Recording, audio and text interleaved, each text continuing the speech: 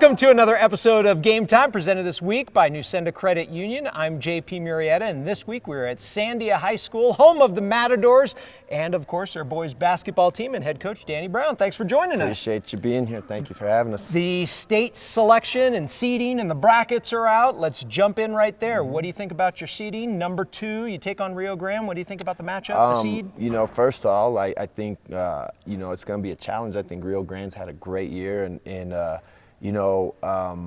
we're happy to that they're doing well, and we're excited for that challenge. But we're pretty excited that we're the number 2 seed, and so we'll see what happens. This is a big game for us. You haven't played Rio Grande this year. When you match up with a team in the postseason that you haven't seen before, is it tons and tons of film work? Do you call other coaches who have played them to get their feedback? Yeah, that's pretty much what it is. Once we found out we were playing them yesterday, Coach Romero, Coach Albert, and myself were on the phone getting film. They sent us film through Huddle, and then we were up here last night watching film, and then I shouldn't say this, but today during class, that's all I was doing is watching film. So, so we just want to get familiar with it, and we're going to go watch film after this interview today and just get familiar with it and then game plan and be ready for Saturday. Who's getting it done for you guys this season? Well, I would say collectively it's been all of us, right? Like, there's certain guys that get the glory and get the headlines and all of that, but like people don't see what these guys do in practice collectively, all our guys. And so the best thing about our team is that they're all bought in, they all celebrate each other. And so for us, like that's what it's about, right? Like, we got some guys performing on the court, but they wouldn't be able to do that without these dudes in practice and just them celebrating each other. So that's kind of where we're at right now. At times, you guys have been the cardiac kids. You're down by double digits, come from behind and win. You'll be up double digits and still hold on to win. Is it reassuring as a coach that you know that that's possible, or is it nerve-wracking? I mean, it's a little bit of both, right? It's exciting for everybody in the stands, and people have kind of gotten used to that where, they're going to come back, you know what I mean? But we've talked about this throughout the year where we don't want it to catch up with us, and this is the time of year that we got to be playing at our best, and we know certainly we can come from behind, but it makes my life easier, and when my life is easier, their life is easier when we play from ahead. You know what I mean? So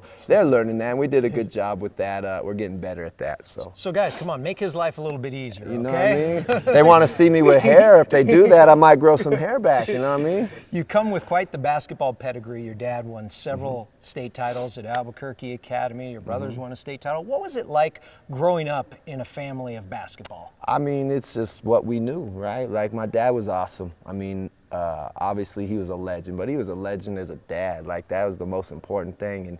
And he, we talk about, everybody's like, how did he train you? What did you guys do? Whatever. He's like, here's the keys. If you want to go, go. If you don't, cool. You know what I mean? And so it was exciting. He had to learn how to coach us, and he did a great job. I'm gonna have a son coming through here, and I'm still trying to learn how to coach my kid, right? And that's gonna be a difficult thing, but I have the blueprint with my dad. But it was a blessing growing up in that family, having an older brother that loved basketball, and my dad just being the coach and the man that he was. You're the number 2 seed at one end of the bracket, of course. Your brother, number 1, Volcano, other end of the bracket. Have you thought about what it would mean if things play out and you meet in the state final, playing at the pit against your brother? I mean, of course, naturally, I think I'm not the only one sitting here that's thought about that. I think about it for various reasons, but most importantly, it would be cool, but it would be really good for these dudes just to be in that game and have a chance to win, right? Like, that's what it's about. It's about Sandia. People would they'll make a big deal about the Brown versus Brown thing, but for us, it's about our kids, and so it would be exciting if that happens.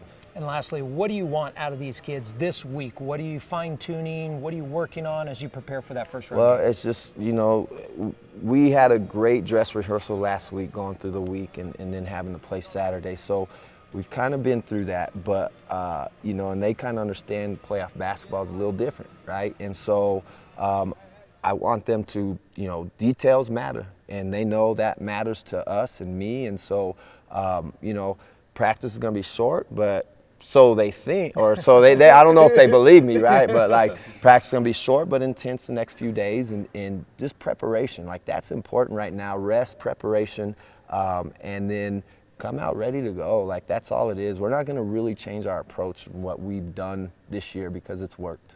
Well, congratulations on the number 2 seed. Congratulations on a great year. Good luck, guys, as the postseason rolls along. We'll be back with more Game Time after this. Are you living the life of an athlete? The New Mexico Activities Association brings you Life of an Athlete, a resource for students, educators, and parents to understand the challenges students face. Athletes, one night of drinking will negatively affect your athletic performance for 2 weeks, and athletes who drink or do drugs are twice as likely to get injured. Alcohol's effects can reduce a high school athlete's potential by as much as 20 to 30%. Are you living the life of an athlete? Log on to the website to find out today.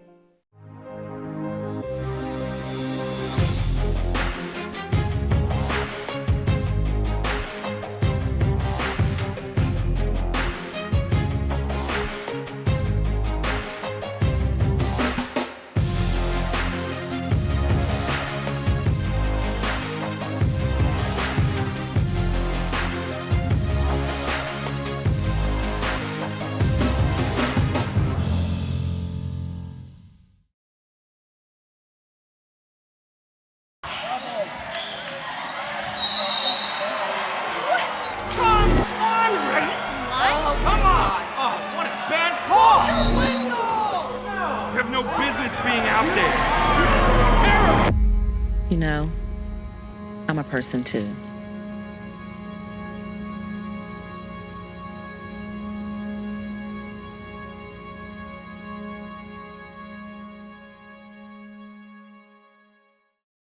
We wanted to take this opportunity to remind you, if you haven't already, make sure to download the NMAA 24/7 app.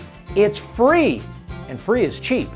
Chances are likely you have a phone in your possession right now, so go to the App Store or Google Play and download the free NMAA 24/7 app. It's the best place to find schedules, scores, highlights, and follow your school all year. And here's the best part, we will have giveaways all throughout the year. You will be registered to win just by downloading the app and signing up. We will have prizes from Dick's Sporting Goods, Dion, Sonic, tournament pass giveaways, free tickets, and much more. You like free stuff? Then download the NMAA 24/7 app. The best place to find tournament brackets? The NMAA 24/7 app. The easiest way to find out when your team is playing next? The NMAA 24/7 app. Where can you go to find out the final score you're looking for? The NMAA 24/7 app. It's all in one place. The NMAA 24/7 app. So go to the App Store or Google Play and download the free NMAA 24/7 app.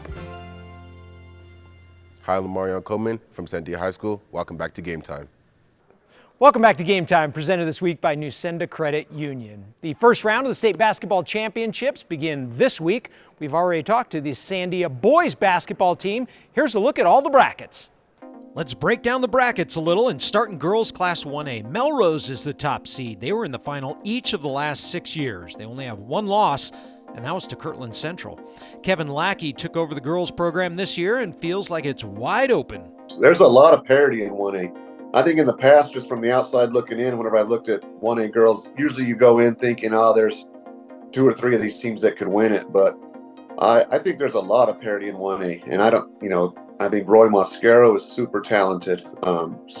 Cliff and, Tohadjali, Fort Sumner, some of the teams in our district, Logan's very good, Springer. I could go on and on. Animus. There's just a lot of parity, a lot of teams that I think have a good chance whenever they get up there to make some noise. So we've got to be prepared and do our parts. But as far as our resume going in, we've done what we need to do to earn where we want to get, and then it's just a matter of the kind of things going our way when we get up there. Fort Sumner House is the defending state champ. Cliff is the 3 seed and will open against rival Reserve. The last couple of years, Cliff had to travel far for a first-round game. Now they get to host. In the last few years, we've traveled to Melrose or Roy, as a bottom-seeded team, and so it's something new for these girls. it's nothing new for me, just being there as a coach, even as a player, watching my dad coach, but it's hard to get the kids to understand it, but I think sometimes not knowing is better in a way. But it's been difficult for sure. I think they're kind of in a playing not to lose situation right now instead of just playing. And until they figure that out, even as a coach, you can't coach that. It's just something they've got to experience. And I'm glad we have ourselves in a position to maybe get there so they can see it. And we're not traveling as a 15 seed. Moving on to Class 2A with Escalante as the top seed. They open against Lordsburg. Clayton is the defending champion in this bracket. Escalante reached the state final last year, but came up short on a last-second shot, 48-47. Head coach Brian Gonzalez likes their chances to make a deep run this year. I think we have a really good chance as long as we stay consistent and we stay focused on what we're doing. When we do that and we stay focused during the games, and we run our plays and we execute on defense, we have a really good shot.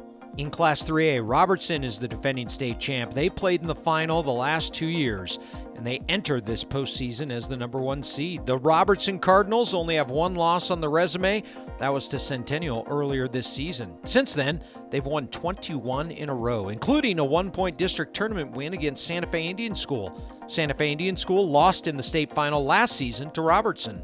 You're always going after that top program, and Robertson's proved that. Navajo Prep's proved that. We've been in the top 4, Tohatchee. I think the 3A district is really tough, and I think it's who doesn't turn the ball over, it's who stays healthy, and a little bit of luck and a whole lot of shots going in, and that's what we're going to focus on. So I think our chances are really, really good. In Class 4A, congratulations to Albuquerque Academy and Deming, who both played their way into the bracket by winning their district tournaments. Kirtland Central is the defending state champ and the top seed. Gallup is the 2 seed on the other side of the bracket. These 2 teams have played each other 4 times this year, with each team winning twice. You couldn't ask for anything better than what we've had this year with Gallup, and even in the past year since I've been here. It's a championship atmosphere. Down at their place, they sold out. Here at our place, we were nearly sold out, and then in the playoff game, that was sold out. But it's just probably one of the best rivalries in the state right now.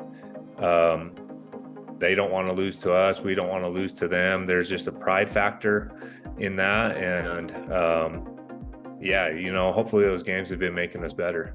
The girls' 5A bracket looks like this. Hobbs is your number 1. The Lady Eagles have been to the final each of the last 5 years.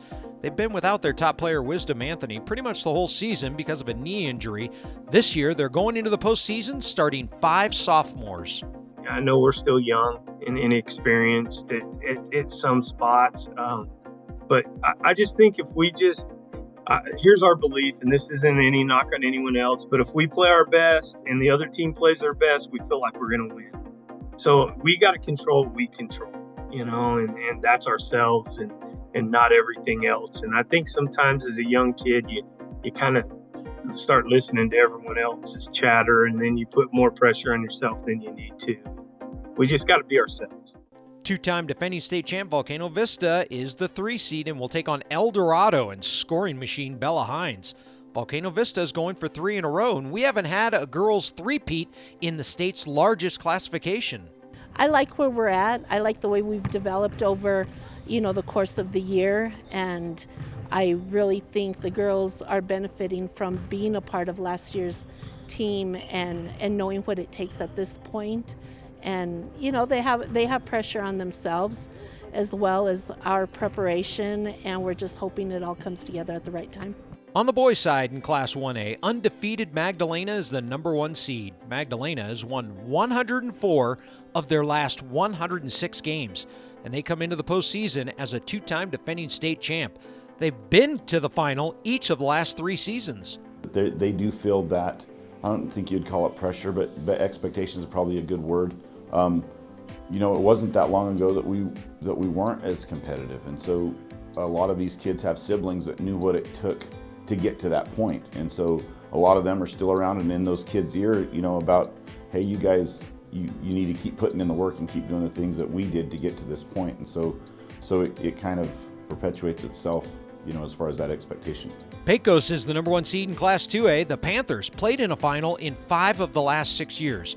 Pecos won 4 straight state titles from 2017 to 2020 and played in the 2A final last year. Manal won it all last year as a 5 seed. They have 7 players from last year's group. I like our chances. I do. We've got experience. We got good, hungry young kids, and then you got those kids right in the middle right there that are willing to learn and absorb everything that the guys that won it last year have to say, and there's some young kids that are contributing. So we've got a good mix. But the state tournament, hey, who knows? Do I like are the chances here? Yes. In Class 3A, St. Michael's earned the number 1 seed. The Horsemen won their last 18 games. They reached the final last year, but came up short against district rival Robertson. We like the target on our back. It makes these guys work harder, and it makes us, prepares us real well for that. Back to the bracket, Navajo Prep is the 2 seed going up against Cobre. Navajo Prep is having one of their best seasons ever. They're kind of the new kid on the block with a high seed in this bracket. You're going to have to beat good teams to be the last team standing, but at the end of the day, there's a group of teams out there in 3A that nobody wants to see, and I think it's going to be really interesting to see how it plays out. So, do you consider yourselves one of those teams? I would like to think so. I would like to think that we've done enough, but in fairness, some of those teams, the Robertsons, the Sandia Preps, the St. Mike's, those teams are there year in, year out. We're kind of the new guy on the block, I mean, you want that respect and you want to be in that talk. You can't do it 1 year or 2 years or even just 3 years. We've been working up to that, but those teams are tough year in, year out. So they've got programs in place and coaches that know how to get it done. So I think that's the big test for us, trying to stay consistent and really be another team in that talk. Albuquerque Academy is number 1 in Class 4A with a 23-3 record.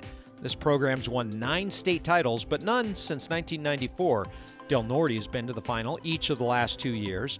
Another state title for Hope Christian would tie them with Hobbs for the most state titles in boys basketball. Highland is the defending state champ, but this year's team is much different than last year's squad. Our message is everybody's 0-0. This is season number 3, and we just have to come out with intensity. In the postseason, every possession matters. It doesn't matter if it's a possession in the second quarter or the fourth quarter. Every offensive, every defensive possession is important. Here's a look at the 5A bracket. Rio Grande is making their first playoff appearance in 7 years. Volcano Vista is the defending state champ. Their 47-game win streak came to an end earlier this season, but the Hawks only have 1 loss on the resume this year. It's going to take some luck. We know that. It's going to take some executing from us at a high level, which we've got to do a better job of. It's going to take some guys rising to the occasion. It's going to take this coach not screwing it up, So it's going to take a lot of things, but we're looking forward to it. Again, the first round games take place this week. The girls will play on Friday and the boys on Saturday. Before we wrap up this week's show, I wanted to say congratulations to Elias Bernardino, who won our VIP prize pack to the state basketball tournament. He is the father of ATC Junior, Julian Bernardino. ATC is making their first state basketball appearance, and the dad of one of their players won our big VIP prize, including 2 Lobo-level seats at the pit. So I'd say it was a good weekend for ATC. That's going to do it for another episode of Game Time, presented this week by Nusenda Credit Union. Make sure you tune in next week. We'll have highlights from some of those first-round games and break down the quarterfinal bracket. The place to find the most high school highlights is right here. We'll see you next time on Game Time.